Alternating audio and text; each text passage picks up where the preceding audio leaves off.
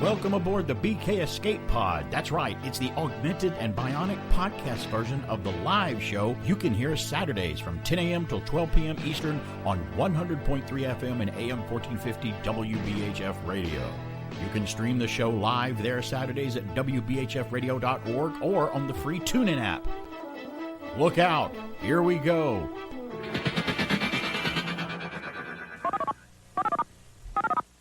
Oh, and by the way, if you hear me give out a telephone number, don't call because this is a rebroadcast, and our janitor Charlie will answer the phone, and believe me, you don't want to talk to him. He's an ornery little cuss. And no sidewinding, bushwhacking, hornswoggling, crocker is gonna roll away biscuit cutter. Now, who can argue with that? Rev it! Stand by to receive our transmission. WBHF. I'm sorry, Dave. I'm afraid I can't do that. Dead or alive, you are coming with me. The Force will be with you, always. As God is my witness, I thought turkeys could fly.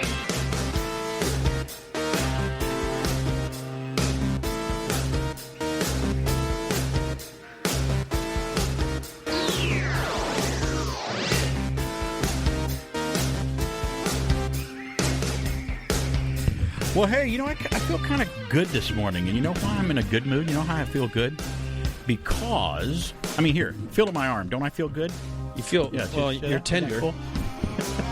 Well, I might even go so far as doughy. that's a really sweet way of saying that I'm fat. Thank you very much for saying that. I never said that. It used to be I said it, though. I never. And a lot of other people I would say never it. say My mom said well, it. not like where you're within punching distance. I Right. mean, I got to make sure I'm at least on the other I've side got of a the short room. reach. I got short arms. They're not that long.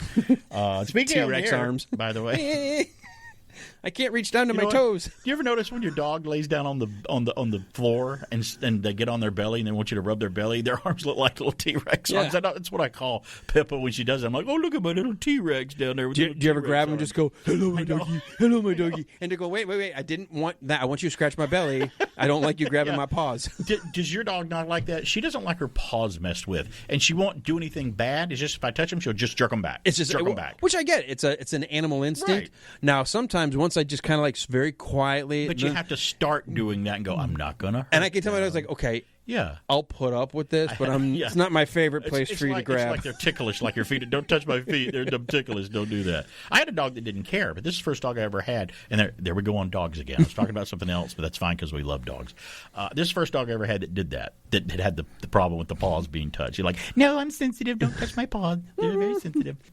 I don't really know that I like mine tickled either. To be quite honest, I don't mind going to get a reflexology massage. There's nothing better than if you've had a long week. And I know some people won't do this. There are some people that actually go, I can't go get a massage. I don't want people touching me, and it just bugs me, and I can't do it. It creeps me out. I'm like, you don't know what you're missing if you've never had a really nice massage, either on your back, your neck, or on your calves and your feet, where you get reflexology. You never know how tense you are until you go. I have a get harder something time like letting people touch my feet, let alone touch other people's feet. But everything I else don't you just care. said is fine. Yeah, I don't care. Well, I will make sure I'm very well cleaned and hygiened before I go. I don't want to go to get a massage after mowing the grass or something like that. You don't want to do that. It's like, why are you doing like that to me? old, Jeez, what's going on? Well, who was the guy that had all the one-liners? They were just all Stephen Wright. Oh, yeah. He's like, yeah. Yeah, he was very deadpan. Yeah. He's like, I love my dental hygienist. I always eat a box of Oreos before I go for a You cleaning. told me that, yeah.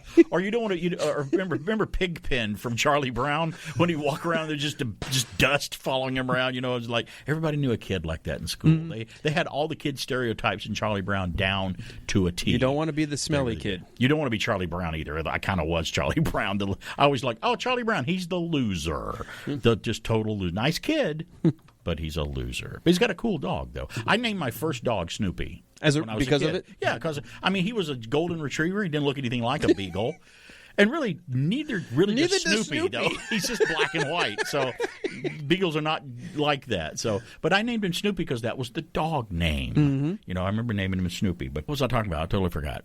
I was talking about Charlie You're Brown. about feeling good today. Talking about going to get a massage. Why did I talk about that? No, you started off with the very first thing. It was like, I feel good today. Feel that. Feel my arms. I know why I feel good. Here's why I feel good. We started out with T-Rex arms. And by the way, I have a massage gift certificate from Mrs. BK from Christmas that I haven't used yet. So I got to remember to use that. Wait so a second. Really nice. Did she do one of those things? She create a coupon book for you? No. This is a real coupon for a place that I can go get a massage for. It wasn't for her to give you one. No.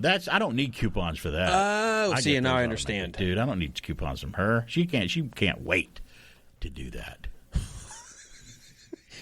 She's asleep right now, right? By the way, neither one of our spouses listen to our show. But the minute we say something wrong, that's when they'll be listening. She also, does your better half do this? Does she send you distracting photos on your phone, like to make you go, oh, not wow, anymore. Man. Oh, not anymore. She used to. Mrs. BK sent me several photos while because she knew I'd miss her while she's at Universal Studios. She went to Universal Studios this past week and rode every ride, loved it and everything. She's like, well, we had to wear a mask and social distancing a little longer for the rides. I'm like, yeah, hence why I didn't go. Right. But she sent me these photos because she's teasing me the whole time that I'm gone. And I'm like, man, I can't wait for her to get back. She sends me all these really hot, juicy pictures. And I'm almost, and I'll get them. I'm like, I can't look at them. I'm going to run out of the road, whatever. I'm driving. Don't send me. But anyway, she loves me that much to send me these really hot photos of when she's gone. And makes me, I can't wait for her to get back. So, puts me in I think honestly, between adults, so like your husband and wife, dude, that's a nice little tease every now and then. It is. One photo she sent was baby back ribs. I know that she is eating. I knew where you were. One of them was some chicken, fried chicken. It was delicious. It was great. I thought she just did that to all of her friends. Did she accidentally text again? Well, terrible. Yeah, this time it was her. She sends me pictures of food that makes me just run out of the road, man. You shouldn't be looking at them anyway, but it made me feel really good. Hey, by the way, I did go get to see, and if you've seen it too, if you've seen Godzilla vs. Kong, call me today, 770-386-1450, and tell me what you thought. The movies are back open for business. Actually, some of them never closed for business. A lot of them did. And I was talking to a lot of friends of ours, or friends of mine, that were kind of around different parts of Georgia and different parts of the U.S., and they were like, we appreciate you wanting us to go to the theater and see movies, but we can't. All of our theaters have been closed for a year. And I'm like, we're pretty lucky. We were in the metro North Georgia area here, just north of Atlanta, and we still had movie theaters to go to all of last year up until today. Some of them never closed, and we were very lucky. We saw older movies and whatnot, but some people didn't get to go at all because they couldn't go. But we saw Godzilla vs. Kong, saw it last weekend, went with Mrs. BK and some friends. Indiana Sean went with us, brought his son, who's a big Godzilla fan, and Chance Bartels of the Nostalgic Pod Blast. We all went as a group to see it, and we actually reviewed it. You can still see it. It's on my Facebook page. I shared it, and it's on the Nostalgic Pod Blast page. We did a Facebook Live review of the movie. No spoilers. We just talked about it that night. You can see it on Facebook and on their site. And I gave the film 2 thumbs up. I mean, if it comes down to thumbs up or thumbs down, it was a thumbs up. Now, if you want to know what I give it star-wise out of 5, I guess I could do that later, but I haven't really thought about that. But I thought it was a great return. If it's a movie that would get you back in the theater, go see it. If you certainly vested in this new Godzilla MonsterVerse movie series that have been out, that started with Godzilla in 2014, directed by Gareth Edwards and had Elizabeth Olsen and Bryan Cranston in it, and the guy that played Quicksilver. It's funny, it had 2 Marvel kids in it. Aaron Taylor Johnson, that's not his name, is it? Who am I thinking of? He played Quicksilver in Avengers, but he got killed in the late Age of Ultron. But him and Elizabeth Olsen were in the first Godzilla movie. I'm like, wait, they were in Avengers together. So, but think about it. The MonsterVerse have had several Marvel people in it. They were in Godzilla versus King Kong Skull Island had Tom Hiddleston, Brie Larson, Samuel L. Jackson was in it, and Thomas Riley from Guardians of the Galaxy was in Kong Skull Island. So we've got a lot of Marvel characters in there, actors. Yeah, but enjoyed Godzilla versus Kong. Wasn't really a clear winner, but you'll see if you go see the movie. But it was fantastic. We might talk more about it after the break, and more big movie news coming up. It's BK on the Air. Get ready for a new look to ABC's All-Star Saturday. Starting with that cool cat, the Pink Panther. Oh, tear him apart. And Fang Face. Then it's the new 90-minute Challenge of the Super Friends. Followed by everybody's favorite, Scooby's All-Stars, starting Saturday.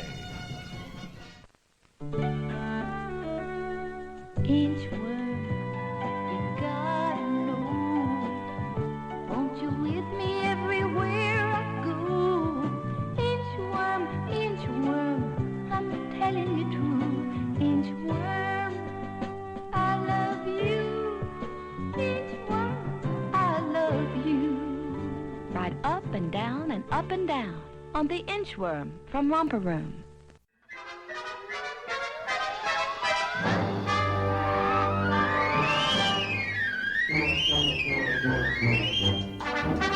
And now back to the guy who can actually walk and chew gum at the same time. It's BK on the air. Greetings, fellow classic TV fans. One of my fondest early memories was waking up on the weekends to catch my favorite Saturday morning cartoons, one of which was Wile E. Coyote and the Roadrunner. Originally created in 1948 from the minds of Chuck Jones and Michael Maltese, this specific Warner Brothers tune garnered 49 shorts, each about 6 to 7 minutes long. Beginning in the movie houses with their first episode, The Fast and the Furriest, they were originally meant to parody the zero-dialogue chases between the vastly popular cartoon Tom and Jerry.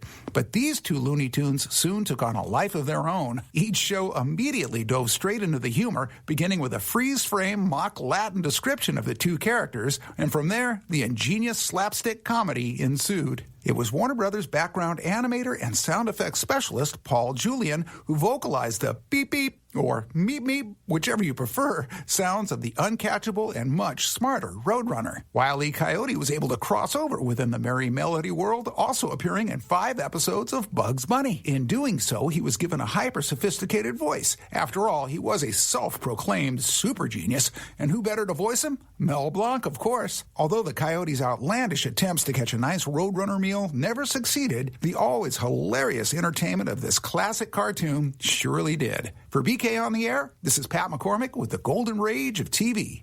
Thank you, Pat, for that trip into the golden rage of TV. I do want to remind everybody, he was talking about the Roadrunner. You can tune in on a show called Tune In With Me. I want to remind everybody, because they might have forgotten about this, on MeTV now, weekdays at 7 o'clock. MeTV's Tune In With Me. It's an original weekday hosted morning show for audiences of all ages. The show will brighten everyone's day by combining the some original characters, quick comedy sketches, puppets, and surprises and more. It all leads into many of the great classic theatrical cartoon shorts ever made from Warner Brothers, MGM, and beyond, starring Bugs Bunny, Daffy Duck, the Roadrunner, as Pat just told you about, Elmer Fudd, Sylvester, Tweety, you know the ones, Tom and Jerry, Droopy, Toad, Popeye, and more. Cartoons are back, and they're back on MeTV every weekday morning at 7 a.m. with a host. They've even got a host of the show called Tune In, Toon with me. So that's cool how they're kind of back on weekdays instead of Saturdays. It's ironic that we're talking about Roadrunner. I had a flash. I'm sure you have this happen to you, probably more because you are steeped in nostalgia. I did, a little bit. You had a flash? Wait a minute, are we going to do it early? No, your flash first. I had a flash of the Roadrunner episode that actually was like a cartoon within a cartoon where the two little kids are sitting there watching the Roadrunner. And they're just talking back and forth. And then the one kid all of a sudden goes... Yeah, tries to do the Roadrunner thing. Yeah.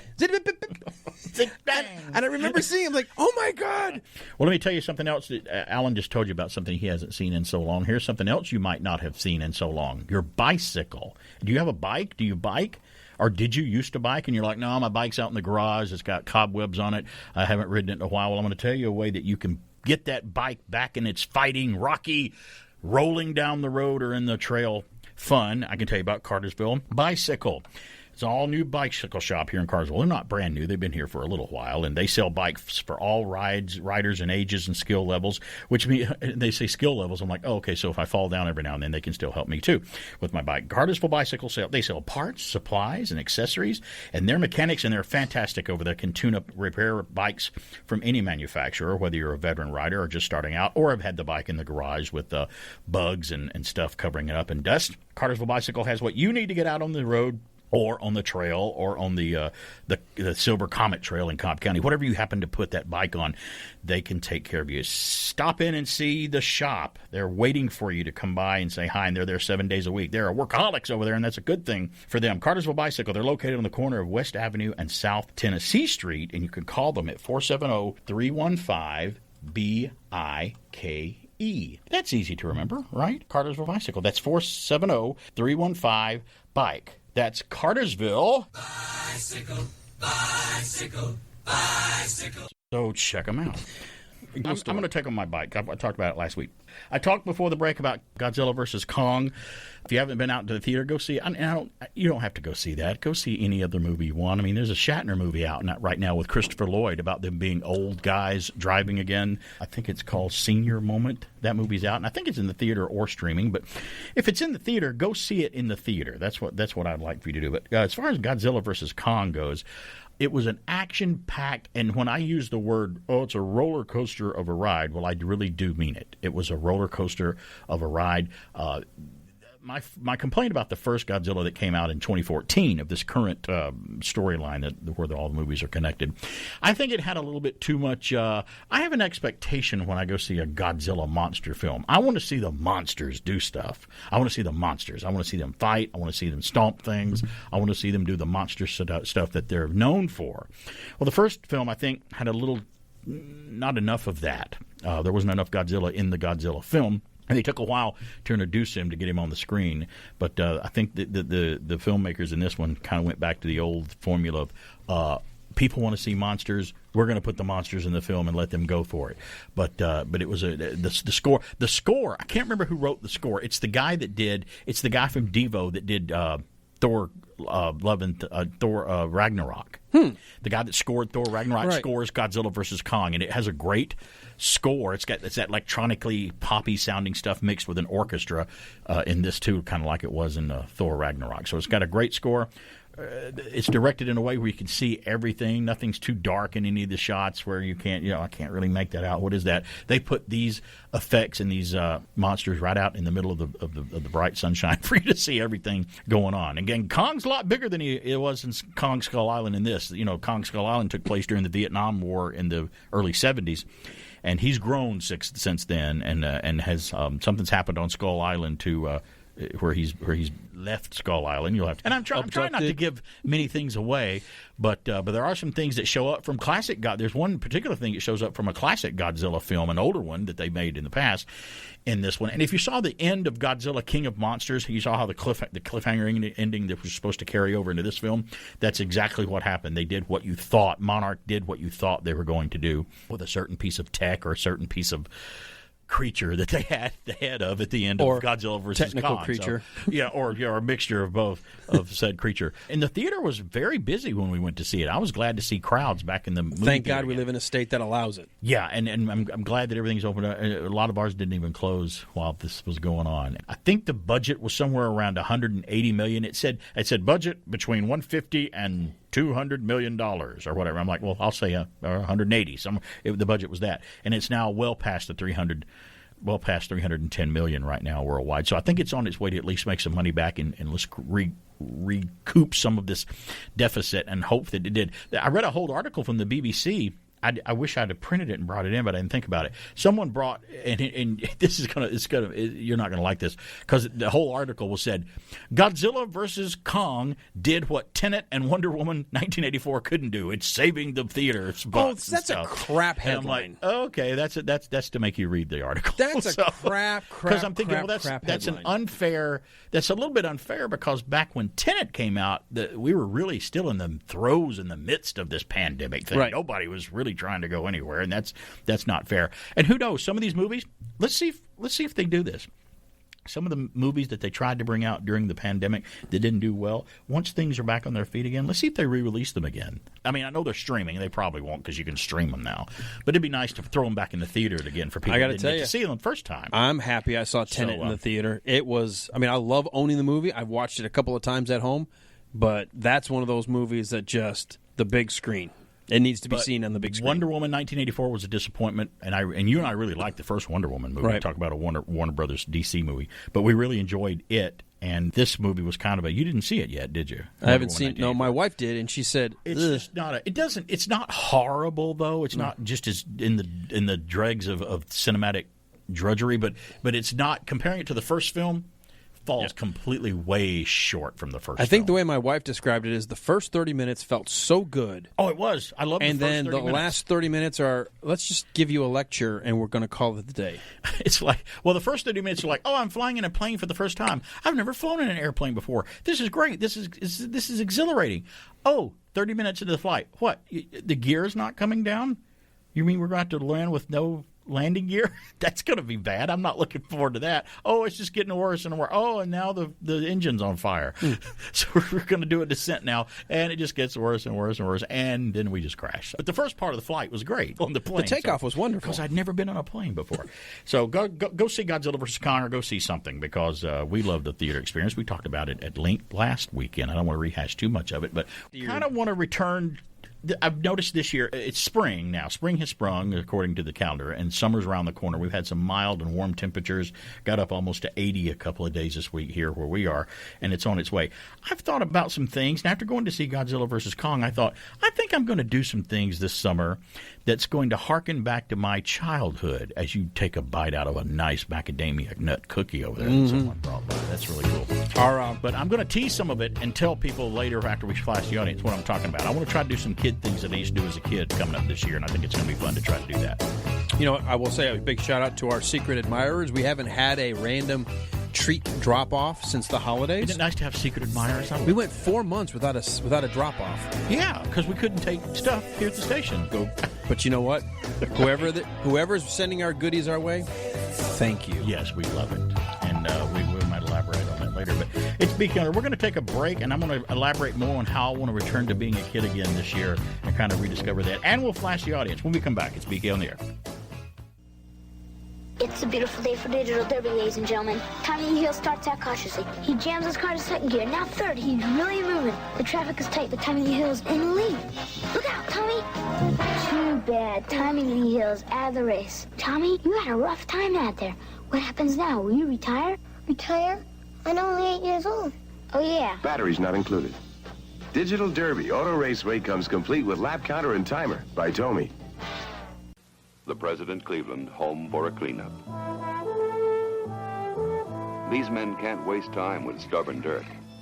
That's why they use industrial strength janitor in a drum. The same industrial strength cleaner you can use at home to cut cleaning down to size. Tough enough for a playroom floor, tame enough for a baby's high chair. Janitor in a drum from Texize. It does the work, not you.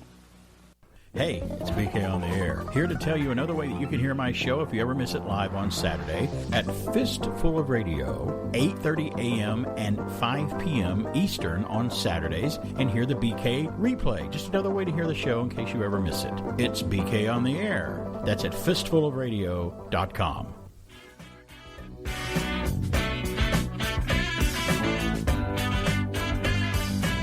Hey, we're back live here at WBHF. It's BK on the Air here, AM 1450 and 100.3 FM WBHF. It's time. It's that time. It's that time. It's the time that we like to... Each other. No, it's that last job we had. Flash the audience of the news, the weird, the strange, and the bizarre. I've got the first news from UPI. A U.S. Army captain broke a Guinness World Record by running a mile in 10 minutes and 23 seconds. Doesn't seem like a bit... Like, was it backward? Upside down? No. Carrying somebody? You think that's not very fast? It just feels like 10 minutes. An Army captain. Captain Katie Hernandez, the company commander of the Ordnance Disposal Unit based out of Fort Campbell, Kentucky, donned the bomb disposal suit this past Saturday at George Mason University and ran a mile in 10 minutes and 23 seconds. Hernandez's time was enough to capture the world record from Army First Lieutenant Ashley Sorensen, who completed the feat with a time of 11 minutes and 6 seconds in 2013. Hernandez said the bomb disposal suit weighs 84 pounds, with the helmet alone accounting for 12 pounds total. Wow. The men's version of the record is held by British runner Mark Gibbs, who completed the run with a time of 7 minutes and 24 seconds in December of 2017. So that's no small feat, running with that much equipment on your body. The firefighting stuff is heavy too. The firefighters that wear the when they run into the building with all that stuff on, reminds them of the movie Backdraft with the Kurt Russell. Yeah, that's crazy. I didn't realize how much that was, how much that weighed. That's like carrying an 80-pound person. Or whatever. Or that's like... I remember... Four me's. I told this story. 4 BKs. We hiked Pine Mountain when Sophie was a little bit younger. She only weighed about 50 pounds. And she goes, I can't walk anymore. Carry me. I thought, no problem. You're only 50 pounds. Sure, it's my kid. Within about half a mile, I was like, you're walking. I can't carry you anymore. Yeah. It's too heavy. You're like, I'm not in the Navy anymore. What's going on? Plus, we're going up a hill both ways. All right, I've got the next news flash. You want to work out? Walk a mile carrying me on your back. Try that. See how far you get. We'll get.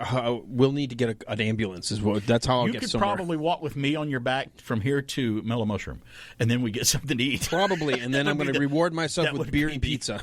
That would be the incentive. We'll be at Mellow Mushroom. We'll do a radio stunt. Yeah, that'd be great. A Texas-based auction house announced a sealed copy of Super Mario Brothers for the Nintendo Entertainment System sold for.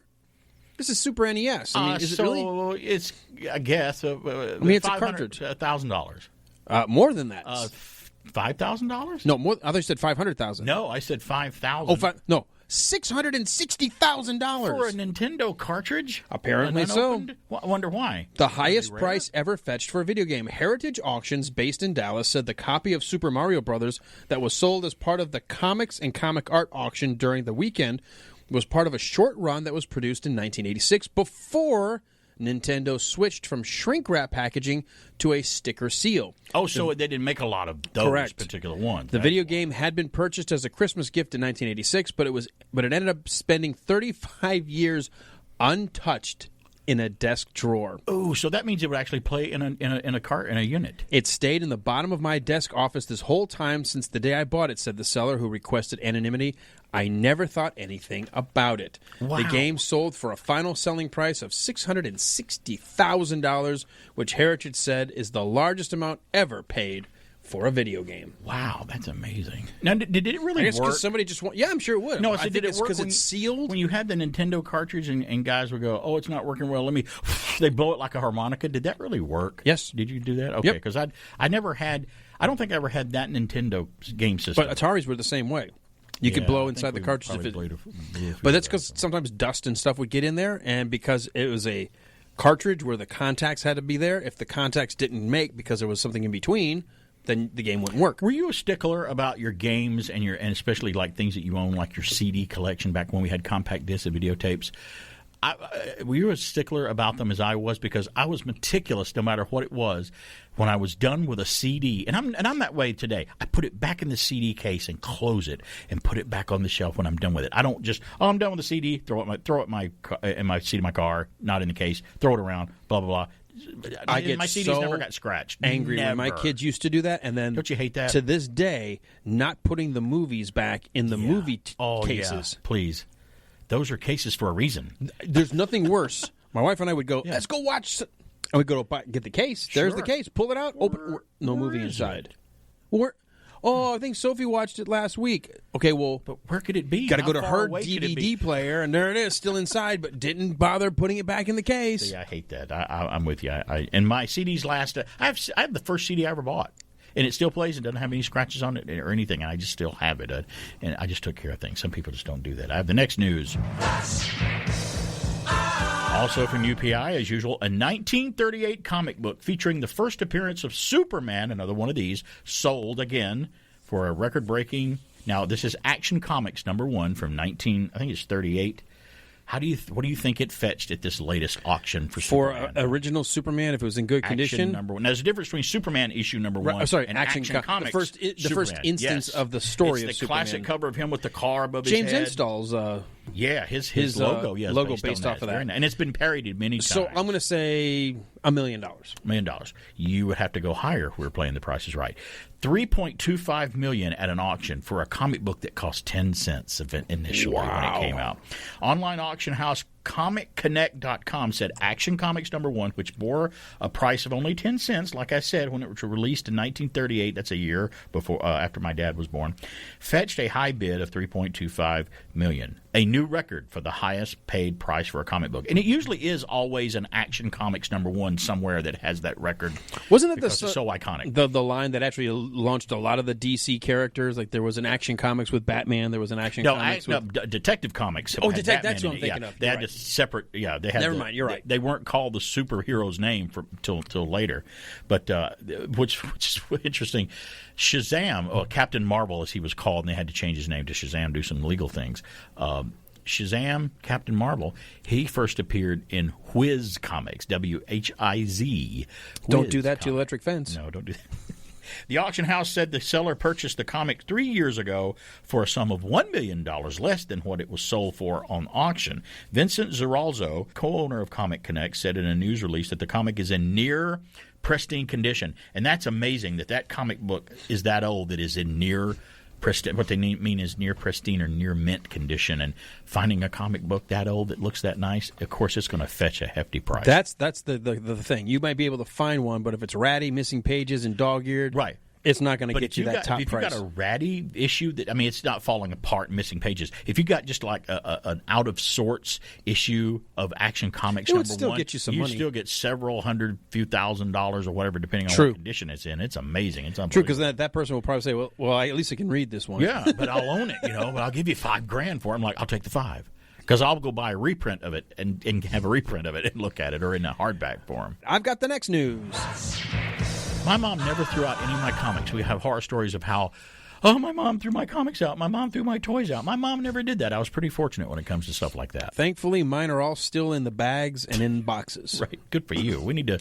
At some point, I need to go through and see if there's anything worthwhile. I need to see what you have. You still have a lot of Spider-Mans, don't you, in there? I can honestly say I've got every single one until I stopped collecting of Web of Spider-Man, because that was one of the newer 80s, ones. Right? Yeah. Mm-hmm. Oh, yeah. Good thing. Yeah. All right, let's see if I can fit this in. Can I? A Taiwanese man who dropped his iPhone into a lake while paddleboarding said the phone was recovered when a drought caused the water to recede years later, and guess what? It still works. An iPhone's still working, yeah. Phone's owner, a man with the surname Chen, posted on Facebook that he dropped his iPhone 11 Pro Max into Sun Moon Lake while he was paddleboarding March. Chen said the phone was in waterproof case when he was wearing it around his neck when the chain came off into the water. Wow, that's amazing. Go iPhone. That's what I have. That's what you have. We'll return after these messages.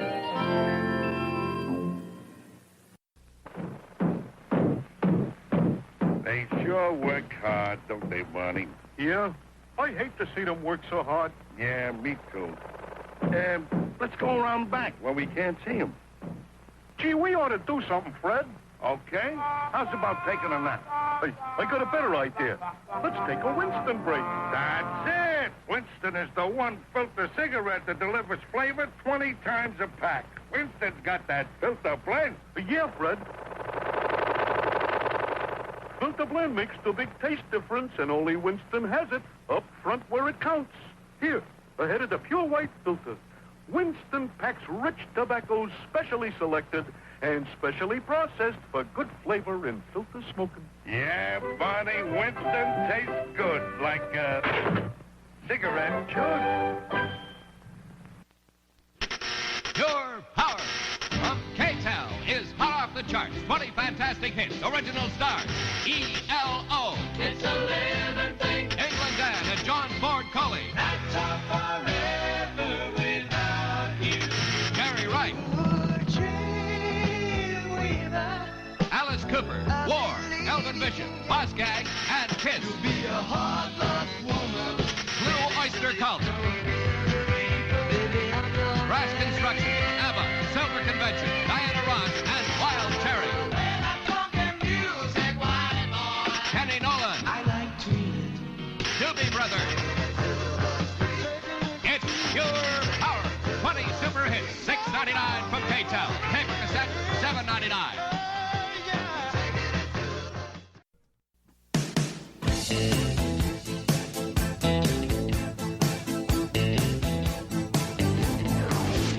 Back, it's BK on the air here. I got one more news flash I can get to here, because Alan, if you're looking at your iPhone, since you did that last story about the guy who had his iPhone in the water, we're seeing more and more of those stories come up about people. My iPhone was lost, but he got it back, and someone fished it out of the water after being in there a month, and it still works. I'm like, that's amazing. I capsized on a canoe once going down a river in northwest Georgia near Cave Springs, Georgia. And I shouldn't. And she told me, she goes, "Don't take your phone. Don't take your phone. Well, you just don't take it." I'm like, the water's not up that high. We're going to be fine, And I had it in my pocket. I didn't even put it in a sealed thing, Should have done. And I did. As soon as we got ready to get out of the water at the end of the trip, I get out while we deboat or whatever you call it when you get out of the canoe at the end. And as soon as I got out, I wasn't watching what I was doing, and a rock in the water gave way as I stepped into the water, and I went down. Elbow went down on the canoe, turned the canoe over. She was already out of it, thank goodness, and it was about waist high water. Turned it over. I fell underwater with the phone in the pocket and everything. I'm like, oh crap! Well, there's a bowl of rice in this phone's future, dry rice, and I put it in, and it did. It dried it out over like 2 or 3 days, but it was never the same again. It had one little blue line that just stayed on the screen, and but it would still work. It was slow, but I was amazed that it still worked the way it did. And that was an iPhone 5 or 6 back then. Yeah, but they did get better. I got one more news. From UPI, a Texas man has become the first person to run from Disneyland in California to Walt Disney World in Florida, a journey of 2,761 miles. Don Muchow, not 59, of Plano, said he began his run on February the 1st, 2020, and had planned to complete the run in about 90 days, but the coronavirus raised its ugly head and led to some unexpected delays. He said the run still took about 90 days, but those days were spread out over the course of 14 months for safety reasons. Muchow, whose run was aimed at raising awareness for type 1 diabetes, arrived at Disney World on this past Monday. Good for him. The runner said his original plan had been to run from the Pacific Ocean to Florida's Space Coast with only a brief stop at Disneyland toward the beginning of his journey, but a conversation with a friend inspired him to change his plans and visit both Disney parks and make them part of his run. So that's kind of cool. That is neat. There was another story. He should have ran with one of us on his back, and that really would have made it more interesting to do. So, I can honestly say the only way I will ever run from Disneyland to Disney World is if someone's carrying me. Yes. I'm not doing it. I will, and I will run, too, if I'm behind the wheel of a car. That's right. I'll run back there, too. Well, I talked about before the break earlier. Oh, and I got a soundbite here to play you. Okay. I'd seen this somewhere this week when I was just running around doing stuff, and I saw this somewhere. I don't know if it was online or one of the stations or somebody was playing the Beverly Hillbillies. And this is a clip from the Beverly Hillbillies that I'm going to play you. But your job is to identify the actor in the scene from the Beverly Hillbillies just from his voice. Let's see if you can do that, because I thought it was amazing. I heard it playing from the other room, and I'm like, I know who that is. Mr. Booth, the television station just sent these over. They're all about last night's wrestling match, and they've been flooded with phone calls. Bring back the little old lady and the Boston Strong Girl. Greatest fight ever. How about a rematch? And book Tennessee Terror and Beast of Boston on Ed Sullivan's show. Guarantee Phil, Houston Astrodome. Grappling Granny, Strong Girl rematch. All right, you're back in show business. Well, come on, where can I find this little granny? I'm on my way to see her now. She wants to talk to me about the mortgage on Donnybrook Farm. Don't tell me she believes that story about you wrestling just to pay off the mortgage. Hey, I write a pretty good script, huh? Well, come on, let's not keep the little lady waiting. Call the television station. Tell them that we got Granny and the Boston Strong Girl for a rematch. I want plenty of publicity. Yes. There's the Beverly Hillbillies clip, and you're sitting over there just nodding and grinning. I needed 3 seconds to go. It's Fred Flintstone. Alan Reed from Fred. And I heard that. I heard that from Jethro. I heard that from the kitchen, and it was playing, I think, on the TV. And I'm like, is Fred Flintstone on the Beverly Hillbillies? I can't believe it. So, yeah, that was Alan Reed. Of course you could tell who that was. I finally have seen what he looks like, the guy that did the voice. He did not look like anything I'd imagined. Doesn't look anything like Jackie Gleason, does he? So. Nor did I think somebody that looked like that would have that kind of voice. Yeah, he's done so many other characters' voices that I couldn't even remember. But a little Alan Reed, a little fun there, since it's get the Saturday morning feel. Talk about a great voice. Fred Flintstone. What a voice. Yeah. Just awesome. And then Alan Reed passed away, and then 2 other guys started voicing Fred, which sounded a lot like him, but still they were a little different. I've always liked when somebody can put that kind of just enough gravel underneath to make them sound like they're rough, but not ruin their voice doing it. That's great. Well, I talked earlier before I went to the break is I want to try to return to some kid stuff that I used to do as a kid this year. Summer's coming up, and I plan to just introduce a few of these things back into my life just to try it, just to find out, to see. You know what made me do this? I was talking to you on a few episodes back of BK on the Air, telling you how I'd never had a Capri Sun. I'd never had one. A little pouchy drink with a straw that you pierce somewhere. Yeah. And you drank them before. Yes, I have. Well, many times. When I guest appeared on the Nostalgic Pod Blast, and if anyone's seen it, if you haven't seen it, go out and watch it at the Nostalgic Pod Blast. They had me on as a guest. Take a chance. Chance Bartels with Nostalgic Pod Blast knew that I hadn't had one. And so he surprised me on the air when I was there with, I got a Capri Sun for you to drink. And he just pulls it out of the fridge, and there it is right there. I'm like, oh, great. So I drank one on the air, and it was fun. So I was thinking, what other things did I do as a kid that I liked that I want to try and just get? And I'm not going to pick these up and do them all the time because I'm an adult now. Some of these things I don't want all the time. But here's just a list. And if you can think of any, too, call me at 770-386-1450 with your movie review of Godzilla vs. Kong. Or if you can think of something else that I might could add into the things that I want to throw back to this summer. So some of the few things I want to do. I haven't had a Sloppy Joe, and I can't remember when, a Manwich, Sloppy Joe. Here pretty soon, I'm going to make a Sloppy Joe just for her and I. She doesn't want them. I'll eat it. We used to do that all the time as kids. I know I've only made them a couple of times for my kids. You're right. Why do we not make them more? Haven't had a Sloppy Joe. So Sloppy Joes are on my list. I'm going to buy, and I think you can still find it, I'm going to buy a container of Jiffy Pop popcorn and pop it on the stovetop where it expands. The aluminum foil expands into like a giant planet, some kind of weird planet of some kind. I'm going to do Jiffy Pop popcorn. Can I tell you what I've done differently with my popcorn? Because I love popcorn as a snack. Is it safe for air? Yeah. Okay. Just want to make sure. I didn't know what you was going to go there. Safe. I'm putting it in the appropriate orifice. Okay, good. That's what I mean. Yeah, right. Of course. To save some money, because I got so used to the microwave in the bag popcorn. Yeah, which is nothing wrong with that. No, and I've loved it. But then I went, because we have a glass, almost like a big coffee pot. It looks like a carafe for coffee, but it's designed to pop popcorn. Oh yeah, in the microwave.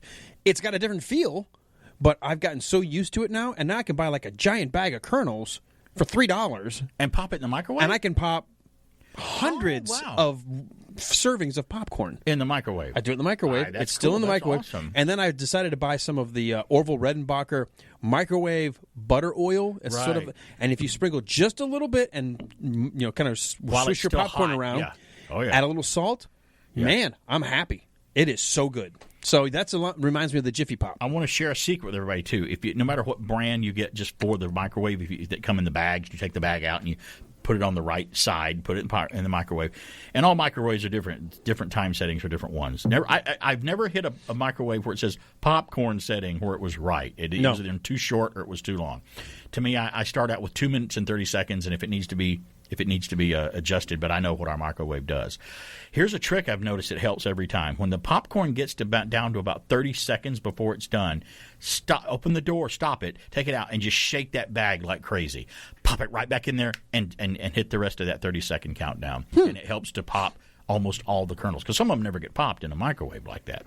And I find out the hard way because I'm like, I'm getting to the end. Oh, there's a kernel that I didn't notice. On the flip side, I'll tell you, if you go more than 5 seconds between a pop, stop. Even if there's a handful of kernels left. That's when you're supposed to stop it. Stop it. Don't go, well, there's still 25 seconds left. I'm like, if you like the smell of burnt popcorn, go for it. But if it's a heck of an aromatic air freshener for your house if it's not fresh. It permeates everything. It'll stay for days. Why can't that be the smell we like? No. Why can't I burn a Febreze thing in the microwave and it worked that well?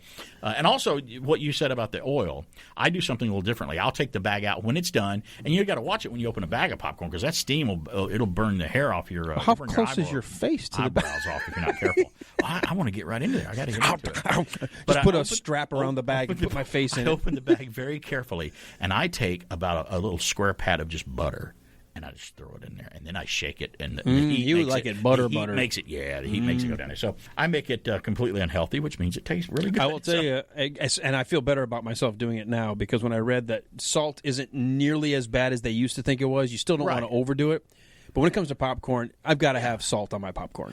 Well, you know what I'm using now? I'm using, because one of the big salt manufacturers is Morton salt. I use Morton no salt. They have something called no salt. But it's I don't think it's made. I think it's one of those weird things where it's made from salt in a way. I don't know what they do to it, but it's much better for you than salt, and it tastes. We switched to the Himalayan pink salt, which is supposed to be it's natural, but supposedly better. I don't know. I can't tell the difference. Right. I just know I like it. It's nostalgic geeky talk here with BK on there. I'm going to continue the talk here after the top of the hour. When we come back, I'm going to tell you other ways that I'm going to be like a kid this summer. I'm going to introduce several other things that's going to make me feel like a kid again. And maybe you should, too. If you got some suggestions, you can tell me about it. But we're going to visit Channel Star Wars and Star Wars Extra this weekend when we come back from the break here at the top of the hour. It's BK on the air. Stay tuned. We got more coming up right here on WBHF. fly. But you look different. That's because I'm made out of new, brighter colored Play-Doh. Kids love to squish it and squash it and make all kinds of things. And the new, brighter colors make Play-Doh even more fun. You're fun, too. Who are you talking to, Mommy? Oh, a colorful little friend. Play-Doh with new, brighter colors. On the farm, we grow a food that's everything you need to eat. It's a fruit, a veg, a bread, a milk, a cheese, a bean, a meat. Hi, I'm Farmer Brown, singing about the foods you need to keep you healthy. Today, Molly's favorite. Milk. And the foods made from milk, like cheese. Marvelous. And ice cream, too. Magnificent. Milk and milk foods for strong teeth and bones. For variety and vitamins and fill and rooty toot. Eat a veg, a bread, a milk, a cheese, a bean, a meat, a fruit. Eat a variety every day. My man.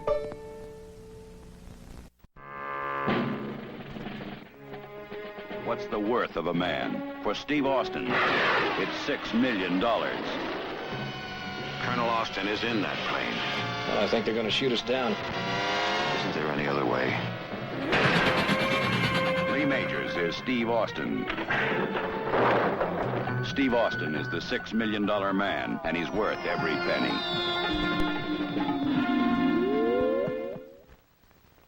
Stand by to receive our transmission. As God is my witness, I thought turkeys could fly. I got a bad feeling about this.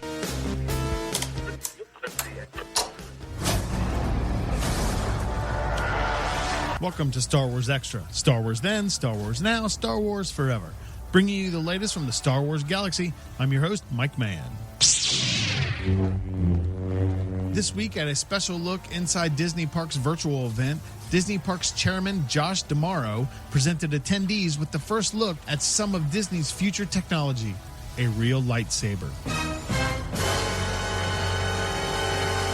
What the whoopers? As D'Amaro was closing out the event, he presented the hilt, and an actual blade of light was produced. He confirmed the authenticity by simply saying, "It's real."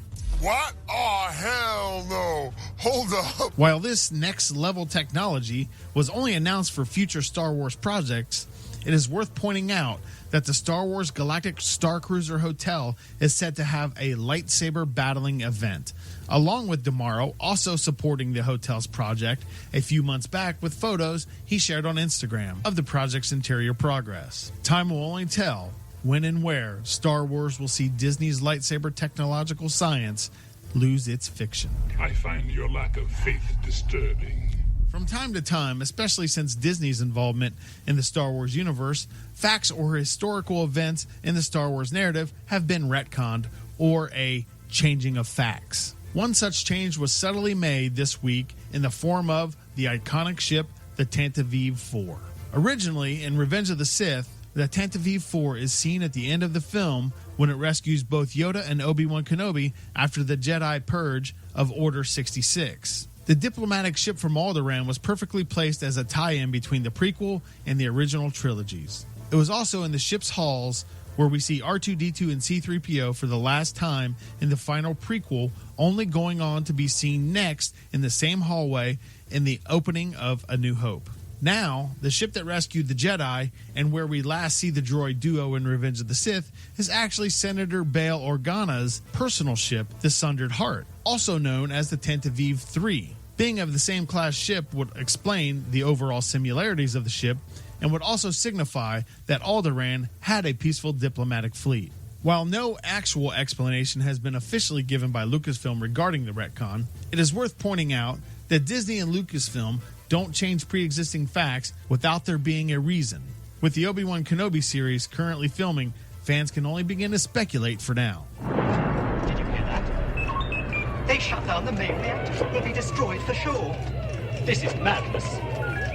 And last up this week, The Mandalorian walked away with the Best Special Makeup Effects in a TV Series win at the 8th Annual Makeup Artists and Hairstylists Guild Awards. At the event, the category and nominees were presented by Boba Fett himself, Tamara Morrison. Morrison also spoke briefly during the pre-show and had the pleasure of announcing that Brian Sipe, Alexei Dimitru, Samantha Ward, and Scott Stoddard won the award for their work on Boba Fett and the other characters from The Mandalorian Season 2. A clip of the event featuring Tamara Morrison can be seen on the Boba Fett Fan Club's website. I'm a simple man making his way through the galaxy, like my father before me. Star Wars Extra would also like to give a big special shout-out of support for our young friend Danny as he begins his battle with the dark side. Stay strong, our friend, and may the Force be with you always. Rex has been through a lot. Battles leave scars. Some you can't see. That's all the time we have for now. Don't forget to visit us on the Star Wars Extra YouTube channel and go ahead and give us a like and subscribe. Tune back in next week for all the latest and greatest in Star Wars. And for Star Wars Extra, I'm Mike Mann, and now back to BK on the air. Thank you, Mike, for going into a galaxy far, far away a long time ago. Good to know that Star Wars is still trucking on, just like a lot of other things. I want to get back to what I was talking about. I talk about from our childhood, Star Wars. It's the movie you remember going to see in the theater for the first time, consciously remembering the first movie. They might have taken you to some movie when you were a little I'm sure baby. They took me lots of places. You probably watched Patton, but you didn't even remember it. You don't remember it. Not in the theater. They're going to take you to see Patton. You'd cry. That was the first movie my dad owned on a VHS tape. But some more things that I want to do to harken back being a kid, and I got the list here. I talked earlier before we went to the break. I talked about Sloppy Joes or Manwich.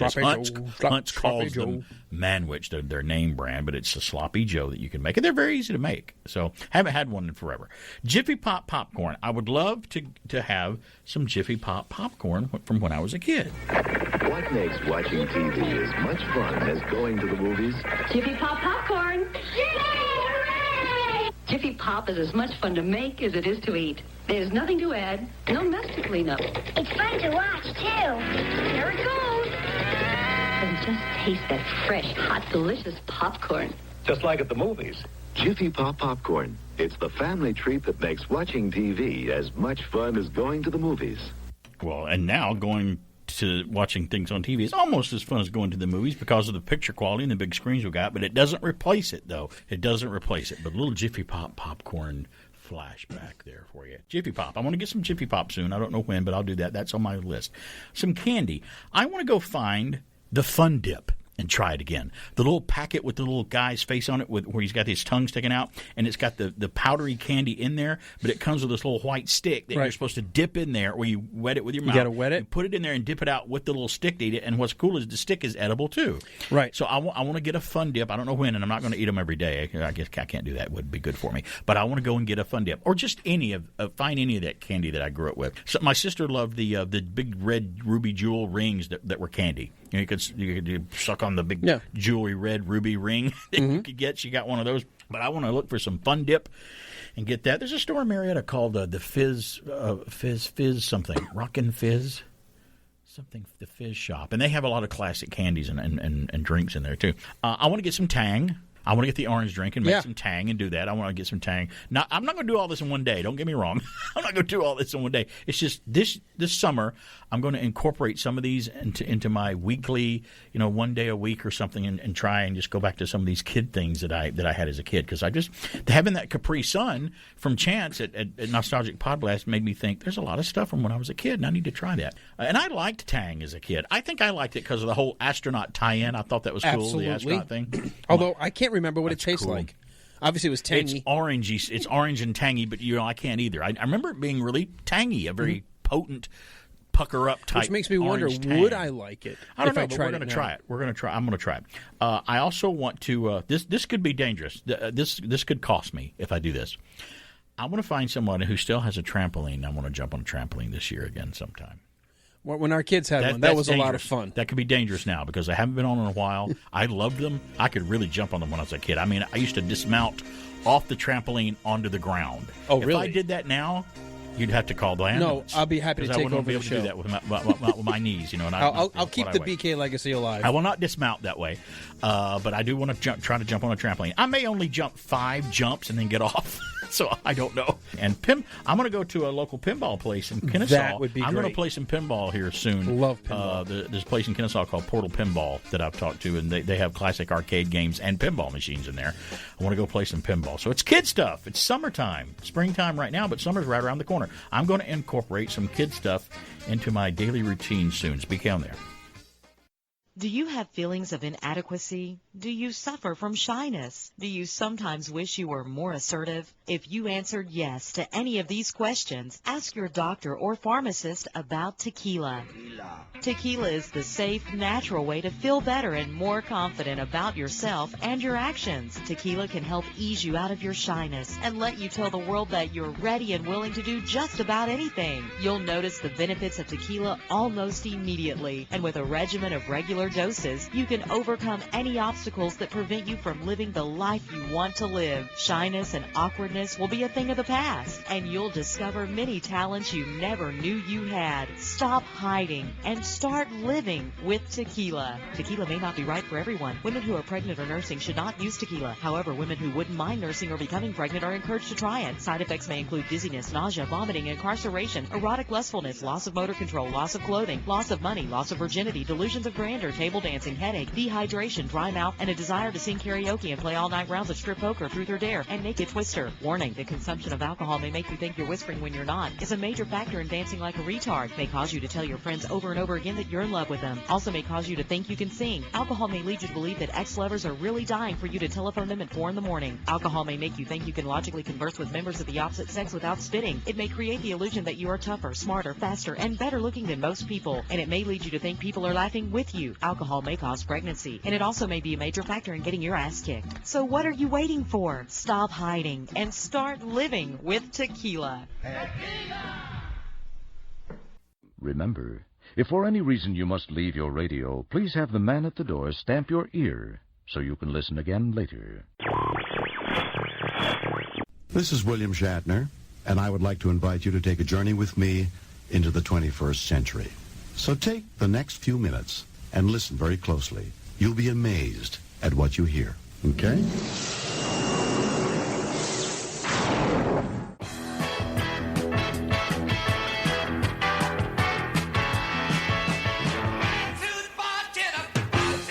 It's okay if you don't understand what he's talking about. He probably doesn't either. It's BK on the air on AM 1450, FM 100.3, and online using the Tunein radio app. Yeah, WKRP in Cincinnati was one of those shows I watched as a kid, and I'm like, man, I'd love to work at a radio station one day. I actually started recording myself on a little Panasonic recorder back when I was a really young tyke, and that made me really want to be on the radio one day. But then I finally wound up being on the radio one day and found out that everything in WKRP is true. All those personalities are usually at a radio station. All those weird people that have those quirks, yeah, they exist no matter what radio station that you happen to be employed for. I want to talk about one more thing. I got one more thing on the list that I want to do this summer that will harken back to being a kid. So far I've talked about Sloppy Joes, Jiffy Pop popcorn, Fun Dip candy, Tang, jumping on a trampoline. I might have to rethink that one. And playing pinball and classic video games, because there's some classic arcades around. If you just look around, depending on where you live, what city you're near, there's some classic arcades around. And some of them don't require you to put any money in the machines. You just pay a fee to enter, like an admission price, and then you can stay in for like 2 or 3 hours or however time you've bought for. They usually charge you by the hour, and everything's free play once you get in there, and you can play to your heart's content if you just pay for admission. I mean, I love the sound of classic pinball machines, because if you hear a sound of a pinball machine going off, you're like, oh, ding, ding, ding, pling, pling, pling. It's just that's pinball.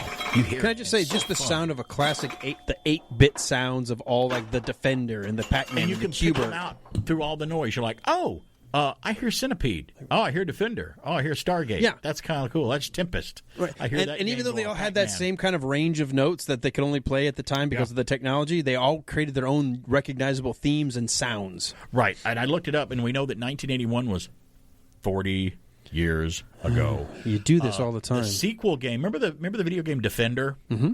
They had a Loved sequel game Defender. called Stargate. Did you ever play Stargate? Played Stargate? I think it's this week. That was the #1 video game in the arcades this week in 1981. I looked it up. It's Stargate.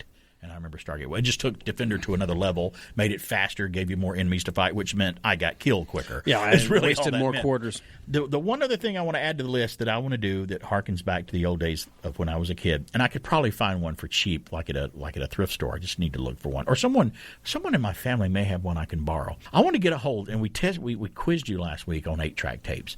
I want to get a hold of an 8-track tape player. Just an old portable, and I know there's a couple. You can find 8-track tapes for like 50 cents in places because no one wants them anymore. They're not, I don't know if they're as collectible as vinyl and other things, but you can find them for super cheap. I just want to get a couple of 8-track tapes and just sit on the porch, plug that thing in, or if it's on a battery, and just play some music, but play it off 8 tracks just to give the feel of the old days. I want to sit out on the porch with a bowl of with a little aluminum thing of Jiffy Pop popcorn, listening to an 8-track tape, sipping your Tang. So fun.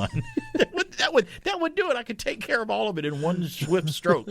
Oh yeah, you'll have a stroke, all right. Like that. Don't say that. So no, I'm supposed to be a kid again. As a kid, I don't have a stroke. Hey, if you're going to have a stroke, you want it to happen swiftly. If I think I'm a kid, that'll inoculate me from having a stroke. Is my side of my face not working? My body's going to think, oh, he's a kid again. Let's go back to being kid healthy. That'd be great. So.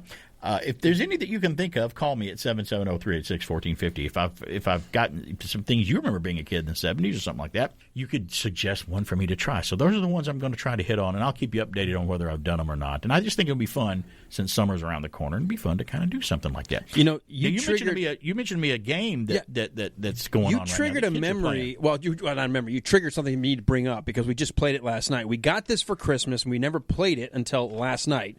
So it's been sitting new in the box for the last 4 months. It's a board game trivia game called Mind the Gap. Mind the Gap. And I thought, never heard of that. And I thought I misread the box. It said, from boomers to Gen Z, right. Can you answer these questions? I was like, well, that seems weird, all over the place. Didn't realize what the game is designed to do.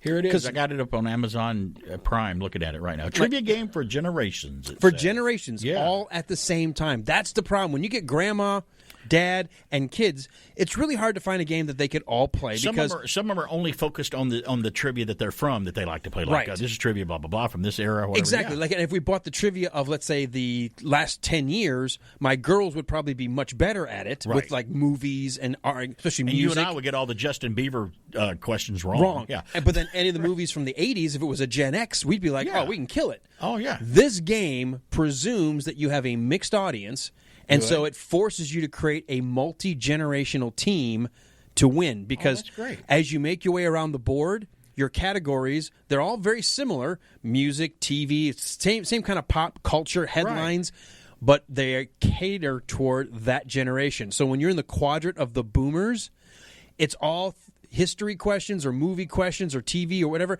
from the 40s and 50s.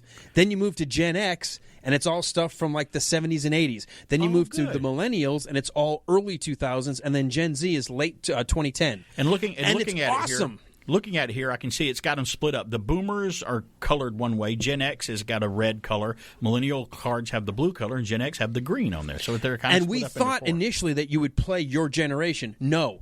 You have to answer all the generations. So it benefits you if you have a young person on your team and an older person, so you'll be able to answer those questions. Because last night, here's one, and I got it wrong, although so many times I did this in the boomers. I had two possible answers, and both times I had said the right answer, but decided to go with the other one and got it wrong. Oh, okay. Here was one. In the 40s... What section is this question from? In the boomers. Boomer, okay. In the 40s, this idiotic term was what people used for watching television. What was the television called? What was the idiotic term the television referred to? Yeah. What did they call watching television? You're watching, instead of saying you're watching TV, take your eyes off of that. What was the nickname? I don't know. Was it Boob Tube? Boob Tube was the one I came up with. Later. Okay. And the other one was Idiot Box. Idiot Box. That's the two I remember. And because the question said idiotic, I went with Idiot Box. Right. Oh, it was Boob Tube. It was Boob Tube. So, wow. Because back when I made a joke. I was like, well, if the Boob Tube was what I thought of it today, I'd be watching it all the time. Right. But in terms of boob, back in our boomers generation, that did mean idiot.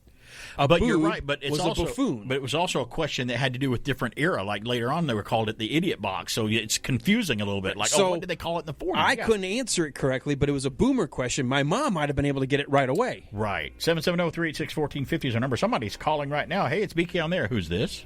What's up? It's Russell. Hey, Hey. I got some from the 40s, 50s, 60s, and 70s that we could try today. That some of these idiots today, I'm gonna get my rant over with. And 40s, 50s, 60s. If the direction lanes say one way in the parking lot, go that way. You know, I do that too. If I'm going down through, and you know, even if there's no arrows to tell you which way to go in the parking lot, you can tell by the way the cars are angled and parked. You know what I did just ago? What'd you do? I parked right in the dang middle where they had to back out. Well, that you were kind of cruel, but you taught them a lesson though, didn't you? Yeah, so that's my rant. And, hey, Alan, y'all did a great job covering the baseball games yesterday. It was really enjoyable. Awesome. Well, you mentioned sports on BK. I'm sorry, the alarm goes off when you mention sports. I will pass that along to Matt and Charles. Charles did a great job, and everybody down here. I mean, that's 3 high school games across about 7.5 hours. So that was awesome. Yeah, it was a great weekend. Y'all enjoy the day. I know it's raining outside, but you know what? We ain't going to be coughing this evening. Maybe tomorrow, but not this evening. And I'm just happy that severe weather seems to be holding off. It will be back. The pollen will come back. So, yeah, you're right. Thanks, buddy. Talk to you later. Bye. Y'all take care. Have a great weekend. Awesome. You too. Cool. That's fantastic. Yeah, the whole parking lot thing. I mean, you got a whole rant about how, and we both hate it, how people park. They take up 2 spaces. And, okay, I get it. I understand that you have the nice, crisp, beautiful new Porsche or your new whatever car. I don't know what that that's you got. like. You know, somebody's got some new car, and I don't want people to ding my car either. I hate that. When I pull into a parking space, I'm like, oh, these guys are too close. Well, to then me. just park further out. I hate that. I do every chance I get, but sometimes you don't have a choice. You have to park where you get it. And I'm like, please don't, because I've had that happen before. Do you know? Did I ever tell you that we were sitting in a Mexican restaurant parking lot one day, Mrs. BK and I? And while we were sitting in her Lexus, we're sitting there waiting to go in. I don't know, she's finishing up a phone call or something like that. And this guy pulls up beside us on the passenger side and just opens his door right into her Lexus and just hits her, gets out, closes the door, and just keeps walking, doesn't say a word. And I looked over at her, and she all of a sudden her eyes turned green. She has that look on her face where, you know, the clothes start to. I'm like, easy, don't approach him like that. Let's be diplomatic about this. And I just, you know, we approached together. Excuse me, you know, you just opened your car, you just opened your door into our vehicle, just walked away. No, I didn't. I'm like, yes, you did. I said, don't deny it. You did do it. I said, an apology or some kind of little something would have helped ease everything. I mean, because we know accidents happen. That happened to us at a red light one day. We're sitting near Kennesaw College down in Cobb County, and we're at a red light, and this guy's in front of us, obviously in a 5-speed clutch vehicle, manual transmission, and he's sitting there, and his car just starts to roll back, drifts back, roll back. And it's not very fast. It's just a tiny roll. It backs right into us. You know, not enough to do any damage or anything. Taps us, hits us. You know, obviously he had to have felt it. We felt it. So you know, we stop, get out, still red, light still red. It's like, hey, excuse me, roll down. You know, you just backed into you let your car roll back into our car. Do you know what's going on? You know what? He's like, no, I didn't. No, I didn't. It was almost like arguing with Monty Python. You know, no, it isn't. No, it's not. It's like, yes, you did. You dummy. I can't use the word that I said, but I cannot believe the stupidity of some people. So his telling me about the people driving up the wrong lane on a parking lot makes me mad. And I know it makes you mad, too. It's like Ripley and Aliens. Did I accuse just simply drop when people get behind the wheel of a car You know, and it's driving raining? the wrong way is one thing. I still have my rant is the people who walk down the middle of the lanes. Right.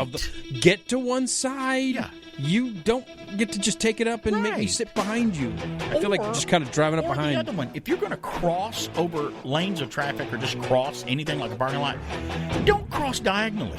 When you go diagonally, it takes you 4 times longer to cross that part that you're going to. Just go in a straight line. Straight line. Go in a straight line. That's all I ask.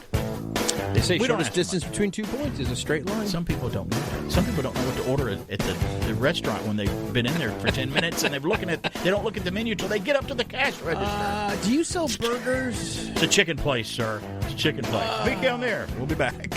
Maybe. We're mad.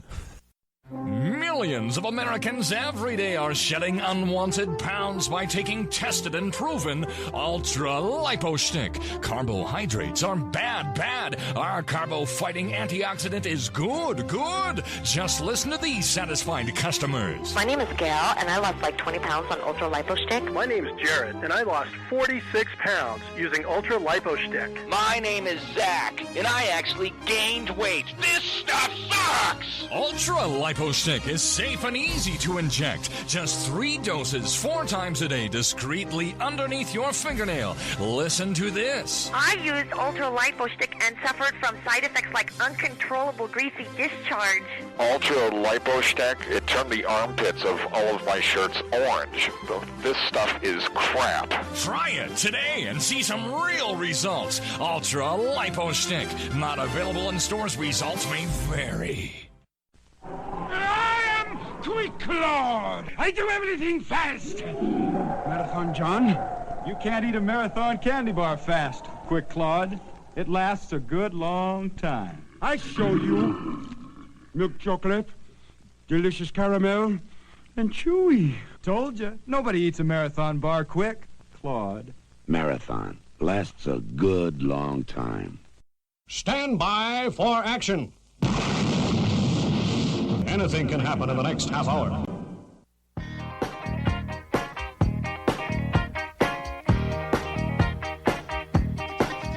And now, back to the guy who secretly thinks J.J. Abrams did the best job with any Star Trek movie, but he'll never admit it.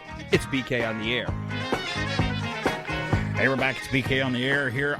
Speaking of Star Trek and J.J. Abrams, I got a story about that coming up here as we tick-tock toward the top, the end of the show. We got a few more, little bit left to go, but it always goes by fast. But I do have a follow-up. Believe it or not, I have a news follow-up here. No way. Going back, because we missed this, but I want to tell you about this, and you'll remember about this story. This came out as a follow-up from Fox News. A Georgia man that was shocked to find the amount of his final paycheck in the form of pennies dumped in his driveway last month is getting some help. You remember that story? Mm-hmm. Getting some help from coin counting company Coinstar. You remember these guys? I think they have little coin counting things in Kroger where you dump the coins and it just gives you a cash voucher where you can get it back so you don't have to count it. Fayetteville's Andreas Flatten had quit his job at Peachtree City's A.O.K. Walker Luxury Autos Works. I wonder if that place is getting a lot of crap from this because they're saying the name over and over now. Fox 5 has been running this story a lot. That's where the story's from. This follow-up story's from Fox 5. That happened in November, and he was having some trouble getting his last paycheck from his former employer. Although he had reportedly been promised his $915 check would be paid to him in January. The check never arrived, and Flatten said his former boss accused him of damages. Flatten, who had gone so far as to call Georgia's Department of Labor for assistance, we're just giving you a follow-up on this, was surprised when he discovered more than 91,000 oil or grease-covered pennies in front of his house. We did this as a newsflash. Right. An envelope resting on top of the pile contained his final pay stub and an address with an explicit message that said, well, the first word started with an F, and the next word was you. I'll do the Battlestar Galactica. Was it you or Y? I'll do the Battlestar Galactica. Frack you is what it said, but it wasn't frack. Since then, Flatten has spent some nights cleaning his pennies, which Fox 5 Atlanta said sat in a wheelbarrow in his garage. He and his girlfriend had previously refused to comment to Fox News, saying they were focused on getting a real payment for Flatten's final check. Coinstar took up the mantle and picked up the more than 500 pounds of pennies from him this past Thursday. The company pointed to a Fox News release in which it wrote that it also rounded up Flatten's paycheck to $1,000 for him. So how about that? Aww. That's really cool. This guy didn't have to go through any more crap, now, I saw, greasy crap. Here's the thing, and they kept showing this, because I'm in studios in the morning, Bartow's Morning News, and for about four different times where the story had already should have been played out, they went back to it. And they kept showing him in his garage having to clean those pennies because they had to be cleaned before you could even turn them in anyway. So I wonder if they cleaned them for him or if he had finished cleaning them and they just were going to count them. Either way, that's awesome. Either way, they wound up just rounding it up and giving him more money than he owed. And that what cool PR for them. But I wonder if this place he used to work for is getting any backlash from it. I need to go check their Facebook page and see if that was my mechanic and I found out that that's how the owner treated a former mechanic there, I'd be like, I'm done. Or I'm not dealing with it's that. a public relations nightmare. They should have stepped up and went, hey, you know what? We made a mistake. Let's help you out here. Here's a check for you, and we'll take the pennies back and just make up for it, because they could wind up losing customers for doing something like that. That's not faring very well for them. Let me think. $950 you owed somebody for time worked on the job, losing customers for life. Which one do you think is going to hurt you more? You're the bad guy now, the grease-covered bad guy. We don't have to think. We know. Grease is not the word. It should not be the word that I heard, or the grease is the word.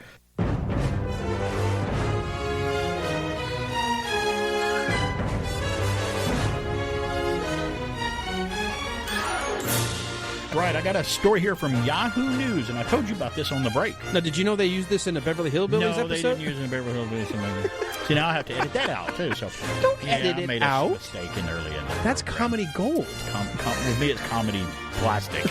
It's comedy. It's not even gold.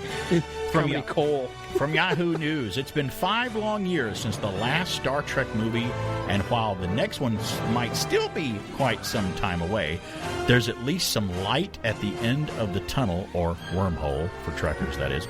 Paramount Pictures has announced that on June the 9th, 2023, is the release date for an untitled Star Trek film, according to Variety. Now, this is from Paramount and Variety. Untitled, this isn't a unwritten, rumor. unfilmed. This isn't a rumor, but at least they got a date. Yeah, but we know what date's coming out. It's going to be Star Trek something. It'll have the word Star Trek in it, maybe. We're not sure. Last month, the studio hired Star Trek Discovery writer Kalinda Vasquez to pen the script for a movie based on an original idea of hers, but it's unclear if that's the same project they're talking about. Now, whether Paramount sticks to that date or story remains to be seen. There have been several attempts to make a follow-up to Star Trek Beyond, the last Star Trek film in the Abrams verse, over the last few years, including one from Quentin Tarantino. Remember that rumor that came out, but nothing has panned out as of yet. Meanwhile, Paramount has shifted around its schedule for other movies with a knock-on effect for future films as theaters continue to slowly reopen, thank goodness, amid the COVID-19 pandemic. Top Gun Maverick has been moved to July the 2nd and November 19th, while Mission Impossible 7 has been delayed from the latter date to May 27th of next year. The following movie in the Mission Impossible saga will now be released on July the 7th, 2023, instead of November 4th, 2022. They really have been jumping around with them. Meanwhile, I didn't know about this one. Did you hear about this? Dungeons & Dragons, which was scheduled for May 27th next year, has been delayed to March 3rd, 2023. Why are they making a Dungeons & Dragons movie now when kids probably have we remember what it was, but the bulk of kids that are going to go to the theater don't know what the heck that was. Yeah, I don't know. Unless it's just going to be a Dungeons & Dragons movie that's approachable, that's just going to be a sword and sorcery film at its base or whatever. Right. But they're using the name, and I know kids now. If I were to mention Dungeons & Dragons to my nephew, he'd go, "What's that? That sounds cool. I don't know what that is." Yeah. So why are we doing a Dungeons? I know it's still around. I know people still play, and I get it. It just doesn't feel like it's as ubiquitous as when it was in, let's say, the late 70s and the early 80s. Well, let's throw something else into the Star Trek mix here. I've got this story from Josh Weiss at sci-fi.com. Wrath of Khan director Nicholas Meyer allegedly pitched a new Star Trek film to Paramount as well. So they're going to throw. Is it going to be this one? Who knows? Nicholas Meyer has and always shall be our friend. Recently chatting with TrekMovie.com, the filmmaker revealed that he pitched a mystery Star Trek film to Paramount Pictures. Meyer, of course, directed 1982's Star Trek II: The Wrath of Khan, and Star Trek VI: The Undiscovered Country, the last final film to feature all of the classic actors. And The Wrath of Khan is considered to be the gold standard for the franchise's presence on the big screen. Thank goodness they never remade that. That'd be horrible. Working with his creative producer partner, Stephen Charles Jaffe, who wrote The Fly 2 and was involved in writing Star Trek VI, the director apparently wrote a whole treatment and plan for a fresh adventure set within the world of Starfleet. He says, "We didn't write the whole script," he said. "We wrote a very detailed treatment and the whole pitch with illustrations and everything. It's a comprehensive thing, and we took it to be Alec Kurtzman, and then we took it to J.J. Abrams, and then we took it to Emma Watts, was the head of the Paramount Pictures at the time. It's unclear when the pitch was done or how it was received, although Paramount must have passed on it or mostly shelved it because the studio is currently moving forward on a new movie that we were just talking about. And this lady that wrote supposedly the new movie that's writing it, the writer from Discovery, she was a writer on The Walking Dead, too, I see as a credit of hers. And before that, the studio... hit a Trek snag after Star Trek Beyond because it underperformed the last Star Trek film did. Now, Abrams, who revamped the United Federation of Planets back in 2009, you'll remember that, will produce the film, so it will be under his banner, Bad Robot. So he will be producing it. Kurtzman, who co-wrote the first two Star Trek reboot films, including 2013's Into Darkness, which borrowed heavily from The Wrath of Khan. They did make a remake. I don't know that. In charge of the entire IP at Paramount, so Paramount Plus too. Now, according to Meyer and the Jaffe's idea had the potential for film or television. Well, talk about Netflix or Paramount Plus channel. It also would have returned and featured new characters, but beyond that tease, the filmmaker was light on specific details. So I don't know if that's even in consideration for this. It almost sounds like it's not. So maybe it isn't, and who knows? Maybe if push comes to shove, that might have been the best. That might have been the best one out of all of them. Who knows? With Nick Meyer attached to it, so it's going to be interesting to see what direction they have a date now. So Star Trek is getting back on track, I guess. Some people thought it was never off track, but to me, I haven't liked Star Trek in a while. I wasn't a big fan of the J.J. Abrams produced movies, but also so far I haven't liked any of the Star Trek fare on television. I'm not a fan of Discovery. Tried to watch it, didn't like it. I tried to watch Picard, but for some reason, I guess that crew in that era is over for me, or it just wasn't entertaining to engage me and hold my interest. I couldn't get into that story. And the animated comedy show that's on now called Lower Decks, to me, I watch some of it, I'm like, this is not Star Trek. This is just some kind of goofy Phineas and Ferb version of Star Trek, which I don't care for. It's just not Star Trek. So Star Trek may have moved on without me. I'm not sure, but we'll have more talk when we come back. It's BK on there. It's Alan Sanders is with me, and we're going up till noon. Star Trek, the game. A game so challenging, you need this combat control panel to play it. Take command of the Starship Enterprise as you battle your way through unknown sectors. Blast Klingons. Raise your shields. Watch for space mines. Is this the most challenging game in the galaxy? It's inhuman. Star Trek from Sega. Here's a penny, Mickey. Thanks for the gumball. Show me a gumball for a penny, Bozo.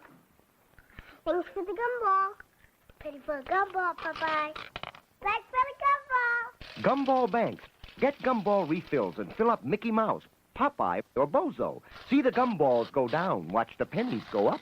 What are you going to do with all your pennies, Popeye? Buy raw gumballs. Gumball Banks from Hasbro. Looks like I picked the wrong week to quit amphetamines.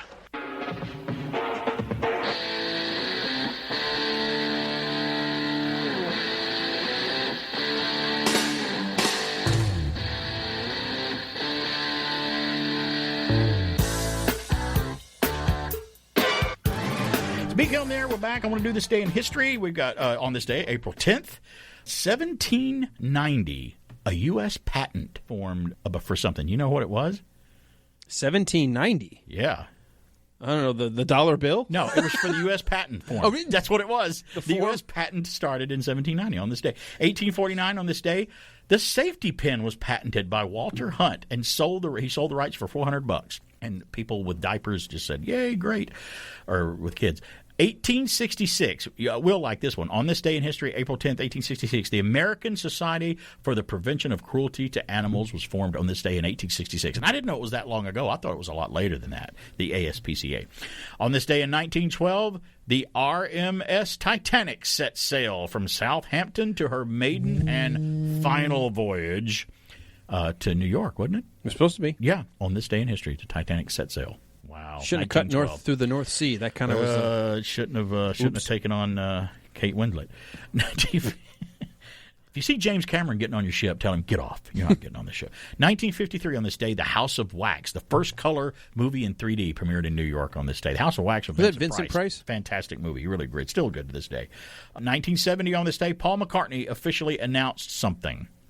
1970? On this day. You want to take a guess what he announced on this day in history in 1970, Paul McCartney? Formation of Wings. Well, kind of flip it around the other way. He announced the split of the Beatles officially. Oh, okay. So he could go on. And actually, he made a solo album first, and it wasn't, I think, till the second or third he formed Wings. So his first album was just Paul McCartney. 1991, we lost somebody on this day, a Gilligan's Island cast member, Natalie Schaefer. the millionaire's wife, Lovey Howell, passed away on this day in 1991. In 1992, 1 year later, on this day in history, April 10th, Sam Kinison dies in a car crash at 38 years old. In 1992. Birthdays today, April the 10th. Today is Harry Morgan's birthday, actor from sitcom Pete and Gladys, Dragnet, and MASH, Colonel Potter. I loved him as Friday's partner on Dragnet because it was great because I loved the show Dragnet. And here's the thing about MASH. We always talk about what a great show that was. You could say all the different colonels, they've had 3. He was my favorite. I liked him the best. What's the 3 colonels? I thought they only had 2. I thought they had the one guy. Was there only 2? I had Colonel Blake and Colonel Potter. There was only 2, I think, on MASH. Okay, of the 2. Who am I thinking that there was 3? I don't know. But I do like. I think Harry Morgan brought a better. I get where the other guy was goofier, very different. But there was something about having somebody like kind of anchoring the ship that always just made it. Who could put up with some shenanigans, but still could be relied on. He died in 2011. Chuck Connors, the rifleman. He was born on this day in history. He died in 1992. He had a funny part in Airplane, remember? Chuck Connors was in Airplane with Peter Graves and Lloyd Bridges. They threw Chuck Connors in there. He was the guy that was the airplane maintenance guy. And he was smoking the cigar in front of the flammable gas tanks. Oh, and he threw it and it blew up in the background. Chuck Connors. It was funny that he could do that too. Wow, we lost this guy in 2020, but today is Max von Sydow's birthday today too. And believe it or not, I didn't know they shared a birthday. Both of them in Star Wars. What is it? Why can't I think of what it's called? Phantom Force Awakens. Menace? The Force Awakens, the first one. Oh, you're talking about the sequel, not prequel. The prequel, sequel. Max von Sydow's birthday today. Today is Daisy Ridley's birthday today too. Really? She's the only birthday I have on the list who's still alive, believe it or not. I think she is. Do we need to check? Let's call Eric and find out if Daisy Ridley is still alive. No. Talk about a spark. Oh, and I teased you with this on earlier this morning. The number 1 movie on this day from April 10th or 11th all the way to April 19th, a little over a week or so, or plus week, in 1981. What do you think was the number 1 movie in 1981, which was 40 years ago? See, all the movies I can think of were all like in the summer, because obviously, like Raiders of the Lost Ark. hasn't come out yet. Right. Chariots of Fire came out in 81, I think. The only thing I could think of, but I don't even know when it came out, but I mean Excalibur's 1981. Right. No. Do you want me to tell you what it is? You won't believe it. All right. It's a re-release. Star Wars was number 1 on this day in history. 1981, a re-release of Star Wars. And it reclaimed the number 1 spot for a week. For a week in the theater. Of course it did. And that's after The Empire Strikes Back. A year after Empire Strikes Back. Riding on the coattails of Empire is what it did. 770-386-1450 is a number. I have an idea who this might be. Hey, it's BK on there. Who's this? This is Michael. Hey, Michael. How you doing? I'm fine. Listen, you were talking earlier in the show about how CDs drove you crazy out of the case. Oh, yeah, videotapes. That's a pet peeve of mine. I would climb in people's cars, and they would have them loose in their car in the wheel in the door wells. Oh, yeah. And they would have them all doors, over the place. Or even worse, thrown up back in the back under your glass in the back above the trunk, where the sun's shining. Oh, why would people do that? I don't know. I'm like you. If it's done playing, it goes back in the case. Right, and I think a lot of that has to do with how we were raised. As a kid, I didn't get new things all the time, so I had to take care of everything I had. And that's I exactly it. When I'm buying my own CDs, I don't want to ruin them. No, that's right. You make a good point, Michael. That's right. Yeah. And then cassettes, the same thing. You see people doing that. And again, I would always put them back in the case if I was done with them. Right. And when I was a kid in my bedroom, the thing that got thrown around and what I didn't clean up, was my clothes and stuff. I didn't really give a crap about that. I threw the clothes in the floor and stuff, not my CDs and comic books. They always stayed in pristine shape, the stuff that mattered. And look, I was right. Those comic books are worth a lot of money now. My clothes from when I was a kid, not worth a darn thing. They're rotting in some landfill somewhere, I'm sure. Michael, always good to hear from you, buddy, and I'm glad that you're out there. I appreciate the call. Okay, thanks. Thanks, man. All right, talk to you soon. Bye-bye. I could see a modification of a Bill Cosby routine. The kid up in his room, like, I don't want to go to school and put my clothes in Careful with your comic books. Yeah, don't touch Superman number 50. Don't touch Superman. Put that down, and then back to throwing my shoes and my socks. 770-386-1450. Somebody else is calling. Hey, it's BK on there. I know who this is. Hey, Jeff. Just let you know I'm listening today. I've been quiet, but I've been listening. You've been quiet, but you decided to call in. Do you agree with us? Did you take care of your stuff? You didn't throw things around that you had to buy with your own money. I did. I still do. I had to buy everything. When I was 15, I had to buy air conditioners to go in my room. Oh, in your own room? Yep, and then I had to pay half of the utility bill. Wow. And how old were you when that happened? 15. Wow. So when I was a kid, we only had the window unit in our living room, which meant it could not cool the whole house when my mom and my sister and I were together, and she was a single parent. And she would actually drape something in the hallway just to keep the air in the kitchen and in the living room from that one big unit in the window. But, I had that wonderful air conditioner in my room. I remember the one I had. It was a fan in the window, and I closed the window on the fan where it would either suck the air out or pull some air in one way or the other. That's what I had to use for a long time. And in the South, we know how hot it can get here. Mm-hmm. My dad didn't believe in air conditioning because he worked outside all the time. So he had natural air conditioning, right? Yeah, he didn't believe in air conditioners. That's great. Well, that's why I had to pay. Thanks, Jeff. Have a good one. Good to hear from you. All right, bye-bye. For the longest time in the car, I had a Dodge Colt, was one of my first cars, and I had a 260 air conditioner. It was a 260 brand, 2 windows down at 60 miles an hour. That was the only air conditioner I had in that car. The car got air? Yeah, sure. See that crank there? It was air. What crank? Right there on the side of the door. Yeah, That's air conditioning? Yeah, sure. It didn't condition very well, but it was air. Well, I'll take at least blowing air versus stifling. Yeah, and sometimes just air blowing that's hot is still air moving around. It gives you the idea of, if you're sweaty and air hits you, it helps dry you off and cool you off a little bit, even if it's warm air. Let's finish up this day in history. It's National Something Day every day. Today is Encourage a Young Writer Day today. Do you know a young writer that you can encourage? A writer or a writer? Writer with a T, yeah. Yeah, my daughter. Okay. She's a young writer. You need to encourage her today. I did. How about every day? I do. That's fine. One that came by the station, or is it the other daughter? Okay. She's my oldest. It is National Farm Animals Day today, by the way. Are you my dad? What the heck was that? Who do you think we are, whales? Yeah, it's like a National Farm Animals.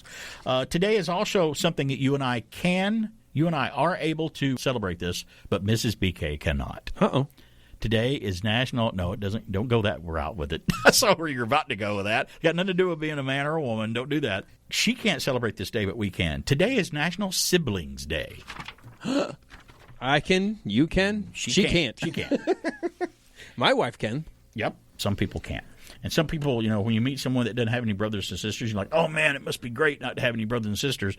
And then she would go, no, it must be great to have a brother or sister or somebody else, because people want what they never had. So both my brothers only had one kid, and they both have said at one time or another, they said, and there's times I wish that there was someone his age to play with him, because when you're the only child, guess what? Go play with Dad. Go play with Dad. And sometimes Dad goes, I just got home from work. Like, but Dad. It's like, go play with your brother. Oh, you don't have a brother. I don't want to play. I used to do that with my girls. I'm like, why don't you go play with your sister? Just go upstairs. I have a rumor story here. I'm going to do just the headline of it because I don't have time to get into the story, and I want to do it before the show ends. Spider-Man 4 is rumored to reunite Sam Raimi and Tobey Maguire through Marvel and Sony. So after this Spider-Man multiverse thing may come out later this year, there's a rumor that's saying Sam Raimi will return with Tobey Maguire and some other folks. It is a rumor, though, but several sites are reporting it, to do another Spider-Man movie with those guys and him. And I'd love to see that because I'm a big Sam Raimi fan. So we'll see if that pans out to be correct or incorrect after the Spider-Man and the Doctor Strange multiverse thing that's going to introduce this whole different universe of things, which is going to be fun to see just how much of WandaVision creeps into there, about what happened, ramifications of WandaVision and that other universe. Hey, the trailer for Loki came out. How much is that also playing into this? Looking forward to that. I got I'm 2 episodes behind with the Falcon and Winter Soldier. I'm going to be watching those today, right when I get home after I get off the air, and I'll probably text you. You're behind too, so we'll watch them and dig in it too. It's going to be shorter than WandaVision. There's less episodes. Only 6 episodes. They're really going to have to sew this up and wrap it up. It's BK on the air. Thank you for being here, Alan. Fun as always. We'll see everyone on the podcast and fistfulofradio.com and all the other places at BK on the air.